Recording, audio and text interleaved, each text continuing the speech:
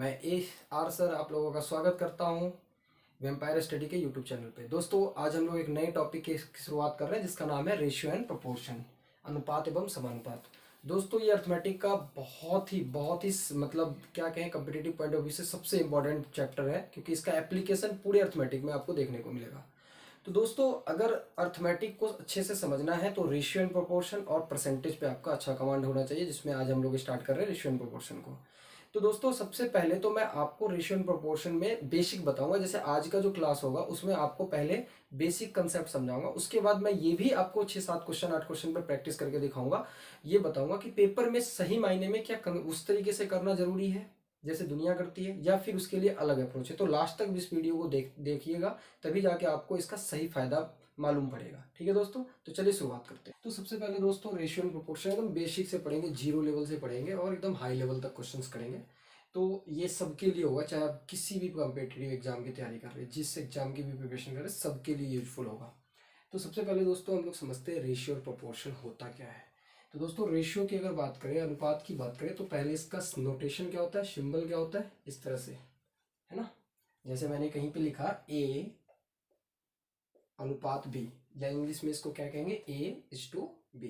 ये रेशियो का सिंबल होता है और इसका मतलब होता है कि A/B ये होता है। और समानुपात का मतलब क्या होता है दोस्तों, समानुपात का मतलब होता है समानुपात का जो सिंबल होता है, नोटेशन होता है, वो इस तरह से होता है।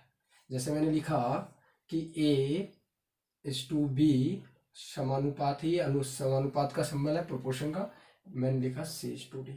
इसका मतलब होता है दोस्तों A/B, और ये जो समानुपात का साइन है इसका मतलब होता है इक्वल C/D। क्लियर है दोस्तों, ये होता है बेसिक, एकदम बेसिक से बता रहा हूं मैं। क्लियर है कि नोटेशंस कैसे होता है, इसका क्या मतलब होता है। चलिए अब आगे समझते हैं रेशियो एंड प्रोपोर्शन में। सबसे पहले समझते हैं रेशियो होता क्या है, कि रेशियो कहते किसको है, रेशियो कब निकाला जाता है, कैसे समझेंगे कि दो चीज़ों के बीच रेशियो होगा या नहीं होगा। तो आइए एकदम समझते हैं बेसिक से।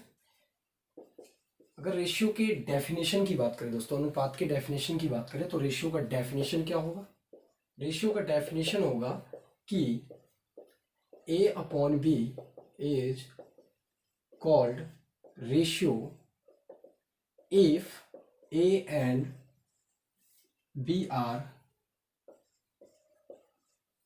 same type और यूनिट। मतलब क्या हो दोस्तों, A/B, मैंने अभी आपको बताया था कि रेशियो अगर इस तरह से लिखा हुआ है A/B या A:B, इसका मतलब होता है A/B, यही होता है। तो A/B is called ratio, A/B को हम रेशियो कहेंगे यदि A और B सेम टाइप का या यूनिट हो। सेम टाइप या यूनिट का क्या मतलब है, यहाँ पे समझते हैं। रेशियो तभी निकल पाएगा जब हम सेम टाइप की चीज़ों में बातें करेंगे। दो नंबर्स या दो क्वांटिटीज के बीच में रेशियो निकलेगा कब, जब वो दोनों सेम टाइप के होंगे, सेम यूनिट में होंगे। क्लियर है कैसे, चलिए समझते हैं। जैसे मैंने यहाँ पे लिखा 10 पेंसिल्स और 15 मार्कर्स। यहाँ 10 पेंसिल्स है, यहाँ 15 मार्कर्स है। ये सेम टाइप का तो नहीं है। अगर सेम टाइप का होता है तो दोनों जगह या तो पेंसिल्स होता है या मार्कर। सेम टाइप का नहीं है तो रेशियो हमेशा सेम टाइप में होगा, तो इसीलिए यहाँ पे रेशियो आप नहीं निकाल सकते। क्यों, क्योंकि पेंसिल और मार्कर आपस में कैंसिल आउट नहीं होगा। सेम टाइप का मतलब है या तो पेंसिल का रेशियो पेंसिल से निकलेगा, या मार्कर का रेशियो मार्कर से निकलेगा, बुक का रेशियो बुक से निकलेगा। क्लियर है दोस्तों। कभी कभी आपने ऐसा क्वेश्चन देखा होगा, 15 बॉयज एंड 20 गर्ल्स, क्या यहाँ पे रेशियो होगा, यहाँ भी रेशियो नहीं होगा, क्योंकि यहाँ पे बॉयज है और यहाँ पे गर्ल्स है, रेशियो नहीं हो सकता है दोस्तों। जैसे मैंने लिखा 25 इंजीनियर्स एंड 35 डॉग्स, क्या इंजीनियर और कुत्तों का कंपैरिजन हो सकता है रेशियो दोस्तों, नहीं हो सकता। तो यहाँ भी ये रेशियो नहीं निकलेगा। तो फिर आप कहोगे कि सर हमने तो देख रखा है क्वेश्चंस में ऐसा होता है। अगर क्वेश्चन में ऐसा है तो वो क्वेश्चन गलत होगा, या फिर आपने क्वेश्चन को सही से देखा नहीं होगा। क्वेश्चन अगर आपने देखा होगा कि एक विद्यालय में लड़के एवं लड़कियों की संख्या का अनुपात होता है, वहाँ पे अगर लड़के एवं लड़कियों का अनुपात दे रखा है तो वो क्वेश्चन गलत है। क्वेश्चन में मेंशन ये होता है कि लड़के और लड़कियों की संख्या का अनुपात, संख्या वहां पे मेंशन होता है। हाँ, अगर मैं यहीं पे ये कहता कि number of 10 boys upon number of 20 girls, तो यहाँ पे रेशियो पॉसिबल है, क्योंकि यहाँ पे बॉयज के हम लोग किसकी बात कर रहे हैं, नंबर की बात कर रहे हैं। गर्ल्स की किसकी बात कर रहे हैं, गर्ल्स में नंबर्स की बात कर रहे हैं। अगर नंबर्स की बात हो रही है तो फिर सही है। क्लियर है? आई होप कि आप लोगों को समझ आ रहा होगा कि रेशियो होता क्या है। रेशियो में ये बेसिक सी चीज़ें आपको समझनी जरूरी है, क्योंकि आप लोग इन चीज़ों में क्लियर नहीं कर पाते अपने आप को। तो आई होप कि यहाँ तक क्लियरली आपको समझ आ रहा होगा। क्लियर दोस्तों? चलें आगे बढ़े। चलिए, देखिए मैंने कहा कि ए अपॉन बी, और क्या क्या इसमें आपको छोटी छोटी बातें जाननी है। किसी भी रेशियो में आप सेम क्वांटिटी से या सेम नंबर से आप मल्टीप्लाई कर सकते हैं। मान लीजिए वो नंबर मैंने के ले लिया, तो आप इसमें कोई रेशियो है, इस रेशियो को आप सेम नंबर से गुना अगर आप करते हैं ऊपर नीचे, तो कोई इफेक्ट नहीं पड़ता। मतलब रेशियो को आप सेम नंबर से गुना कर सकते हैं, या फिर कोई अगर रेशियो ए अपॉन बी है उसे आप सेम नंबर से डिवाइड कर सकते हो। जैसे मैंने दोनों जगह के से डिवाइड किया, फिर भी रेशियो क्या रहेगा, सेम रहेगा। तो किसी भी रेशियो में सेम नंबर से मल्टीप्लाई या आप डिवाइड कर सकते हो। यहाँ मल्टीप्लाई किया मैंने, यहाँ डिवाइड किया। क्लियर है दोस्तों? चलिए, तो ये छोटी छोटी बातें थी। अच्छा, रेशियो के अंदर और भी कई सारी बातें, डुप्लीकेट रेशियो क्या होता है, सब डुप्लीकेट रेशियो क्या होता है, ट्रिप्लीकेट रेशियो क्या होता है, सब ट्रिप्लीकेट रेशियो क्या होता है, तो वो सारी चीज़ें हम लोग बाद में कर लेंगे। पहले हम लोग बेसिक से स्टार्ट करते हैं, हम जीरो लेवल से क्वेश्चंस की तरफ चलते हैं। चलिए दोस्तों, पहला क्वेश्चन ये रहा आपके सामने। पहला क्वेश्चन क्या है कि A/B बराबर दे रखा है 2:3 और B/C बराबर दे रखा है दोस्तों 4:5। आपको फाइंड क्या करना है, A, B और C के बीच का रेशियो क्या आएगा। अब ऐसा क्यों हुआ दोस्तों, यहाँ पे मर्जर, रेशियो मर्जर का कंसेप्ट है ये, कि यहाँ पे B तो 3 है, यहाँ पे B क्या है, 3 है, और यहाँ पे B क्या है दोस्तों, 4 है। B दोनों जगह अलग अलग है, तो B अगर हमें इसको एक साथ लिखना हो तो B को क्या होना पड़ेगा दोस्तों, सेम होना पड़ेगा। तो यहाँ पे हम क्या कर सकते हैं, इसको देखिए, इसको सॉल्व करने के कई सारे तरीके होते हैं, लेकिन पेपर में अगर आप इन तरीकों का यूज करते हैं तो आप दूसरों से लीड नहीं कर पाओगे। अगर सिलेक्शन लेना है तो फिर इन मेथड्स को छोड़ना पड़ेगा, लेकिन आपके बेसिक कंसेप्ट्स के लिए मैं इस मेथड्स को बता रहा हूँ कि सॉल्व कैसे करना होता है बेसिक तरीके से। फिर हम लोग पेपर में कैसे करते हैं सॉल्व, उसको मैं बताऊंगा कि बिना पेन चलाए क्वेश्चन को कैसे सॉल्व करना होता है पेपर में। चलिए, अब देखिए दोस्तों, यहाँ पे अगर हमें A/B/C निकालना हो तो A/B का रेशियो दे रखा है 2:3, B/C का रेशियो दे रखा है दोस्तों 4:5। आपको क्या फाइंड करना है, A/B/C। तो इसको मैं दो तरीके से बता देता हूं दोस्तों। पहला मेथड वन, मेथड वन क्या कह रहा है दोस्तों, कि आप ये देखो कि ए से आपको चलना है, ए से आपको चलना है, ए कहाँ है, किस लाइन में, इस लाइन में है। तो ए से चलना है और तब तक चलना है जब तक ए दोबारा ना आ जाए। ए अगर आप चलते जाते तो ए आपको इस लाइन में कहीं दोबारा नहीं आता, तो इसका मतलब ये हो गया कि 2 × 4 क्या हो जाएगा दोस्तों, 8 हो जाएगा। क्लियर है दोस्तों? फिर बी कहाँ है भाई, बी इस लाइन में है, बी यहाँ से हम चलना स्टार्ट करेंगे, और जैसे ही हमने यहाँ से चलना स्टार्ट किया तो बी जब जिधर आएगा उधर की तरफ मूव कर जाएंगे, मुड़ जाएंगे हम। बी इधर आ गया तो ऐसे हम क्या करेंगे, मुड़ जाएंगे। तो क्या हो गया, 3 चौका 12। सी कहाँ है दोस्तों, सी यहाँ है दोस्तों, सी यहाँ से चलेंगे तो ये सी तब तक चलते जाएंगे जब तक सी दोबारा ना जाए। सी दोबारा कहीं नहीं है, तो फिर हम यहाँ तक आ गए, और ये हो जाएगा 3 5 जा 50। तो दोस्तों A/B/C का रेशियो क्या आ जाएगा, 8:12:50। ये तो हो गया पहला तरीका। ठीक है दोस्तों, अगर इसको दूसरे तरीके से बताऊं, मैं एकदम बेसिक तरीके से दूसरे मेथड से बताऊं, तो आप ये देखो कि अगर हमें A/B/C निकालना है तो आप क्या कहोगे, सर A/B कितना है, 2:3 है। B/C कितना है दोस्तों, 4:5। तो यहां हमने रख दिया B के सामने 4 और C के सामने 5। अब ये देखो कि किसके आगे कौन सा जगह खाली है। तो B के पीछे एक जगह यहाँ खाली है, B के यहाँ आगे एक जगह खाली है। जितनी जगह खाली है वहां पे जिसके पीछे जो खाली जगह है उसको उठा के रखता हूँ। 3 के पीछे यहाँ जगह खाली था तो 3 यहाँ रख दिए, 4 के आगे खाली है तो 4 को यहाँ हमने रख दिया। देखो दोस्तों, 4 दूनी 8, 4 तिया 12, 5 तिया 15। ठीक है दोस्तों, तो एक तो ये भी तरीका है, एक ये तरीका है, और भी कई सारे मेथड्स हैं, लेकिन मैं चाहता हूँ कि आप इन दोनों में से कोई एक मेथड को सीखें। क्लियर है दोस्तों? चलिए क्वेश्चन नंबर 2 की तरफ चलते हैं। क्वेश्चन नंबर 2 क्या कह रहा है कि A/B दे रखा है 2:3, B/C दे रखा है 4:1 और C/D दे रखा है आपको 2:5। आपको निकालना है A/B/C/D, ये आपको निकालना है। क्या निकालना है दोस्तों, आपको फाइंड करना है A/B/C/D। क्लियर दोस्तों, ये फाइंड करना है आपको। अब देखिए दोनों तरीके से आप कर सकते हैं। पहला तरीका क्या मैंने बताया कि अगर आपको A:B, B:C दे रखा है यहाँ पे और C:D दे रखा है, ये दे रखा है आपको 2:3, ये दे रखा है दोस्तों आपको 4:1, ये दे रखा है दोस्तों आपको 2:5, ये आपको रेशियो दे रखा है। आपको निकालना क्या है दोस्तों, आपको निकालना है A:B:C:D, ये निकालना है। क्लियर दोस्तों, पहला मेथड। तो अगर आपको ये निकालना है तो आप कहाँ है, ए क्या है, इस लाइन में है, तो यहाँ से स्टार्ट करेंगे और तब तक चलेंगे जब तक ए दोबारा ना मिल जाए। तो अगर हम यहाँ से चलना स्टार्ट करते हैं तो ए हमें कहीं नहीं मिलता है, तो हम यहाँ तक आ गए इस लाइन तक। अब देखो 2 4 दूनी 8, 2 चौका 8, 8 दूनी 16। ठीक है दोस्तों, अब बी को देखते हैं, बी कहाँ है भाई, यहाँ से स्टार्ट हो रहा है। अब यहाँ से बी जैसे ही जहाँ मिलेगा उधर की तरफ मुड़ जाएंगे हम। तो बी यहाँ से मिला, यहाँ है, इसके बाद ये ऐसे चलते जाएंगे और जैसे जैसे चलेंगे हम तो ये कहीं नहीं मिलेगा दोबारा। तो हम क्या करेंगे दोस्तों, 3 चौका 12 दूनी 24, इसको मल्टीप्लाई कर देंगे। सी की बात करते हैं दोस्तों, सी क्या है, इस लाइन में है, इस लाइन में हमने यहाँ तक चला। अब यहाँ से बात सी दोबारा यहाँ आ रहा है तो हम ऐसे चले आएंगे, 3 एकम 3 दूनी 6। ठीक है दोस्तों, डी का है दोस्तों, डी इस लाइन में है तो ये ऐसे चले आएंगे क्योंकि डी इसके बाद कहीं और है नहीं। तो 3 एकम 3 5 15। ये तरीका है दोस्तों एक तो सॉल्व करने का इसको। ठीक है, ये तो फर्स्ट मेथड हो गया। अगर हम सेकंड मेथड की बात करें, ये फर्स्ट मेथड है हमारा दोस्तों। अगर हम सेकंड मेथड की बात करें तो सेकंड ये हो जाएगा कि हमें 2:3 दे रखा है B:C, ये दे रखा है 4:1 और ये दे रखा है 2:5। क्लियर है। अब देखिए, जिसके पीछे जितने ब्लैंक्स खाली है उसको वैसे चिपका दो। इसके पीछे 2 ब्लैंक खाली है तो हम 3 दोनों जगह रख देंगे। क्लियर है दोस्तों, इसके पीछे 1 खाली है तो 1 के जगह पीछे 1 जगह खाली है तो वहाँ पे हम 1 रख देंगे। इसके आगे 1 जगह खाली है तो यहाँ रख देंगे। ठीक है दोस्तों, इसके आगे 2 स्पेस खाली है तो दोनों जगह 2 के आगे है तो इसलिए 2 को चिपका देंगे वहाँ पे दोस्तों। अब चलिए, 2 चौका 8 दूनी 16, 3 चौका 12 दूनी 24, 3 दूनी 6, 5 दिया 15। दोस्तों ये आ जाएगा 16:24:6:15। ये आपका दोनों मेथड है। ये सेकंड मेथड हो गया आपका और ये था आपका फर्स्ट मेथड। क्लियर दोस्तों।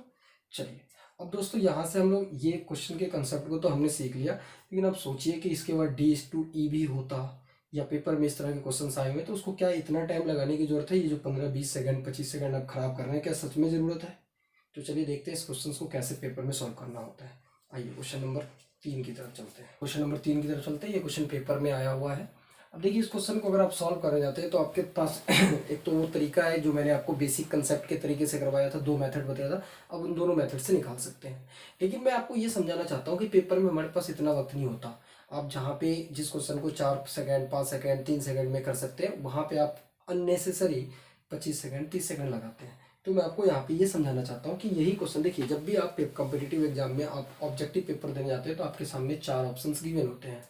और हमारे साथ प्रॉब्लम क्या है कि ना तो हम चारों ऑप्शंस को देखने की आदत शुरू से डेवलप करते हैं, ना हम देखते हैं। ठीक है, और ना हमें एग्जाम में सपना आ जाता है कि चलो इस तरीके से ऑप्शन से यहाँ पे कर लेते हैं। तो ये आपको आदत में लाना होगा। जब तक आप इन चीज़ों को नहीं देखेंगे, करना नहीं सीखेंगे, तब तक पेपर में आप दूसरों से आगे नहीं हो सकते। ठीक है, चलिए देखते हैं इस क्वेश्चन में। देखिए दोस्तों, A:B कितना दे रखा है, 3:5। ए और बी का अनुपात क्या है दोस्तों, 3:5। अगर ए और बी का अनुपात 3:5 है दोस्तों, तो हमेशा ए और बी का अनुपात 3:5 में रहेगा। चलिए देखते हैं किस ऑप्शन में है। देखिए यहाँ पे 3 और 5 में तो नहीं दिख रहा है आपको, ये ए को रिप्रेजेंट करेगा, ये बी को, ये सी को। तो हमें A:B किस में देखना है, 3:5 में। 3 दूनी 6, 5 दूनी 10 होना चाहिए था, तो ये ऑप्शन तो पहले दोस्तों कट गया। 3 और 5 के अनुपात में होना चाहिए, तो 4 तिया 4 से जाएगा, 5 का हो सकता है, ये आंसर हो सकता है। यहाँ पे 3 और 5 में होना चाहिए दोस्तों, ये हो सकता है, ये भी ऑप्शन। इसमें आइए दोस्तों, तो 3 5 में होना चाहिए, 3 चौका 12, 5 चौका 20, मतलब ये भी हो सकता है दोस्तों। एक ऑप्शन तो घट गया, 3 ऑप्शन रह गए। और बी सी का अनुपात क्या होना चाहिए दोस्तों, 4:7। क्या यहाँ पे 4 और 7 के रेशियो में है, 4 पंचे 20, 7 पच्चे 35 होना चाहिए था, तो ये ऑप्शन कट गया दोस्तों। 4 7 में होना चाहिए, यहाँ 5 7 है, ये भी ऑप्शन कट गया दोस्तों। एक ही आंसर क्या होगा यहाँ पे, ये देखिए 4 पंचे 20, 7 पच्चे 35। तो आप कोई जरूरी नहीं है कि ए अनुपात बी से निकालो, आप बी अनुपात सी से भी निकाल सकते थे, जल्दी आंसर आ जाएगा। धीरे धीरे हम लोग देखेंगे। तो क्लियर है दोस्तों। एक तो ये तरीका था पेपर में करने का, बिना पेन चलाए सीधा आंसर निकल सकता था, अगर आपको ये एटीट्यूड डेवलप कर रखा है आपने पहले से तो। चलिए क्वेश्चन नंबर 4 की तरफ चलते हैं। क्वेश्चन नंबर 4 ये पेपर का आया हुआ क्वेश्चन है। क्वेश्चन कह रहा है A:B बराबर दे रखा है 3:4, B:C दे रखा है 8:10 एंड C:D दे रखा है 15:17। अब आइए दोस्तों, इस क्वेश्चन को अगर आप करने जाते हैं तो मिनिमम आपके 25 से 30 सेकंड लगेंगे इस क्वेश्चन को सॉल्व करने में। लेकिन मैंने जो आपको कंसेप्ट बताया, जो तरीका बताया पेपर में देखने का, और ये कोई ऐसा नहीं है, ऑथेंटिक मेथड है, ऑथेंटिक तरीका है कि आप कितना सोच पाते हैं। देखो, मैथ्स में आपको मैथ्स नहीं पढ़ना है, आपको कॉम्पिटिटिव एग्जाम में क्वांटिटेटिव एप्टीट्यूड पढ़ना है, जो कि आपके पेपर में मेंशन होता है अगर आप सिलेबस में देखो तो क्वांट का मतलब है ऑब्जेक्टिव पेपर। ऑब्जेक्टिव को ऑब्जेक्टिव तरीके से देखिए, तभी आप जाके दूसरे से लीड ले पाएंगे। अब यहाँ देखिए ध्यान से, तो आपको A:B क्या है, 3:4 होना चाहिए। 3:4 क्या यहाँ पे है, ये तो 4 से कटेगा ही नहीं। 3:4 होने का मतलब ये तो 4 से कटना चाहिए था, B नहीं कटेगा भाई, 15 4 का मल्टीपल होगा ही नहीं, तो ये तो गया। यहाँ होना चाहिए, ये भी गया ऑप्शन। 3:4 होना चाहिए, 3 तिया 9 तो है, 4 तिया 12 होना चाहिए, गया। 3 4 का रेशियो होना चाहिए, ये भी ऑप्शन गया। एक ही ऑप्शन क्या बचेगा दोस्त आपको, 3:4 का यहाँ रेशियो है। तो विद इन 1 से 2 सेकंड में इस क्वेश्चन को सॉल्व कर सकते थे अगर आपको ये सारा तरीका पता है तो। अदरवाइज फिर आप कंसेप्ट जो दुनिया कर रही है वैसे करते रहो बैठ के, ना समझ पा रहे कि नहीं। तो मैंने क्या कहा कि A:B का रेशियो क्या आएगा दोस्तों, 3:4 आएगा। और 3:4 यहाँ भी नहीं है, यहाँ भी नहीं है, यहाँ भी नहीं है। क्या 9 और 15 3:4 में है, आप खुद सोच के बताइए। क्या 9 और 17 3:4 में है, नहीं है ना। 9 और 12 जो है 3:4 में है दोस्तों, इसका ये आंसर हो जाएगा। एक तो ये। दूसरी बात दोस्तों, अगर आप इन ऑप्शंस को देखें, अगर आप इस ऑप्शंस को देखें तो सारे ऑप्शन में ये जो चारों ऑप्शंस हैं, जो 4 अल्टरनेटिव्स गिवन है, इसमें जो नंबर्स यूज हुए हैं वो सारे के सारे सेम है। क्लियर है यहाँ तक। दूसरी बात, अगर आप ध्यान से देखें तो ये भी नहीं कर सकते थे हम, और क्या क्या तरीका हो सकता है पेपर में कुछ उसको देखने का, सोचने का नजरिया बदलना पड़ेगा आपको। देखिए यहाँ पे देखें तो 3 जो है छोटा है, 4 बड़ा है, मतलब A छोटा है B से, मतलब B बड़ा है। यहाँ देखा जाए तो B से C बड़ा है, B 8 है तो C 10 है, मतलब B से C बड़ा है। और यहाँ देखा जाए तो C से D बड़ा है, तो यहाँ पे C से क्या होगा, D बड़ा होगा। मतलब ABCD क्या होगा, ये जो है इस तरह से बढ़ते क्रम में होगा। और बढ़ते क्रम में देखिए दोस्तों, 9 से 15 बड़ा है, फिर छोटा हो गया, ये तो वैसे ही गया। 9 से 15 फिर 17 फिर कम गया, जो कि बढ़ते हुए चलना चाहिए था। ये भी ऑप्शन वैसे भी काट सकते थे आप। यहाँ 9 से 17 फिर कम गया, 9 से 12, 12 से 15, 15 से 17, एक ही ऑप्शन है जो असेंडिंग ऑर्डर में है, बढ़ते क्रम में है। तो ये सारी टेक्निक्स आपको समझनी पड़ेगी, सोचनी पड़ेगी आपको, तभी जाके आप पेपर में दूसरों से लीड ले पाएंगे। पेपर क्वेश्चन सॉल्व कर लेना कोई बड़ी बात नहीं है, क्वेश्चन को दूसरों से कम टाइम में सॉल्व करना ये सबसे बड़ी बात होती है दोस्तों। आइए दोस्तों, क्वेश्चन नंबर नेक्स्ट 5 की तरफ चलते हैं। क्वेश्चन नंबर 5 ये भी पेपर का आया हुआ क्वेश्चन है, एक बार आप लोग खुद से ट्राई करके देखना इस क्वेश्चन को पहले, तो फिर वीडियो को पॉज करके। क्वेश्चन नंबर 5 कह रहा है कि इफ A:B बराबर 1:2, B:C 3:4 दे रखा है, C:D आपका 2:3 है, और D:E जो है 3:4 है। आपको A:B:C D:E आपको फाइंड करना है। अगर दोस्तों इसको तरीके से आप करने लग गए तो आपको कम से कम 25 से 30 सेकंड लगना है, मिनिमम लगना है। बहुत आपका अच्छा स्पीड है फिर भी, लेकिन मैंने जो आपको तरीका समझाया उस तरीके को समझिए। A:B क्या होना चाहिए दोस्तों, 1:2। क्या यहाँ पे 1:2 है, क्या 3 और 16 का रेशियो 1:2 होगा। अगर A:B दे रखा है 1:2, तो वो हर हाल में हर जगह 1:2 होगा। क्या यहाँ पे है, नहीं है। क्या यहाँ पे है, हाँ है। क्या यहाँ पे है, नहीं है। क्या यहाँ पे नहीं है। 3 ऑप्शन दोस्तों आपके कट गए, एक ही फाइनल आंसर क्या होगा आपका, बी होगा। और ये ज़्यादा से ज़्यादा 2 सेकंड का क्वेश्चन था दोस्तों। एक तो ये दूसरा क्या है दोस्तों, यहाँ पे दूसरा आपको ये समझना था कि अगर ऑप्शन को ध्यान से देखें तो सारे ऑप्शन 3, 6, 8, 12, 16 से मिलकर बना है। क्लियर है। एक तो ये भी आपको देखना है कि सारे ऑप्शंस इन्हीं 5 नंबरों से मिलकर बना है, और इन्हीं को आगे पीछे क्या किया गया, प्लेस किया गया है। अगर आप ध्यान से यहाँ देखें क्वेश्चन में, तो A से B बड़ा है, मतलब A से B बड़ा है, B से C बड़ा है। देखिए B 3 है तो C 4 है, B से C बड़ा है, और C से कौन बड़ा है, D बड़ा है, और D से कौन बड़ा है दोस्तों, E बड़ा है।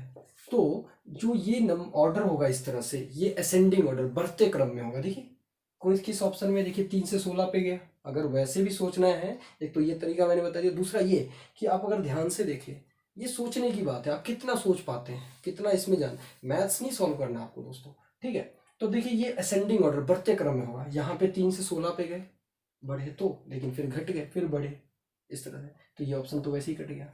अगर सी पे आए तो बढ़े, फिर घटे, फिर बढ़े, फिर बढ़े, बढ़ते घटते जा रहे हैं, ये भी ऑप्शन वैसे कैंसिल हो जाएगा।